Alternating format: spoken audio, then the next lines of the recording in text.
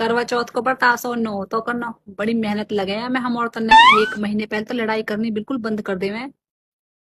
मुंह पर ताला लगाना पड़े चाहे कोई कुछ भी कह रहा हो, या कौन से सुने या आंसू निकालना पड़े। फिर तीनों टाइम तो सब्जी बनानी पड़े ताकि घर के खुश हो जाओ। बढ़िया बढ़िया नाश्ता पानी खवाना पड़े इन्हें। फिर रोज हाथ फैलाना पड़े, दे दो पैसा दे दो पैसा। जब जाके पैसा मिले वे भी थोड़े से, फिर जाकर शॉपिंग होवे। वो भी अपनी पसंद को ना आता, वो भी ऐसे ही उल्टो सुल्टो आ जावे। फिर मन को न भाता हूँ कपड़ा।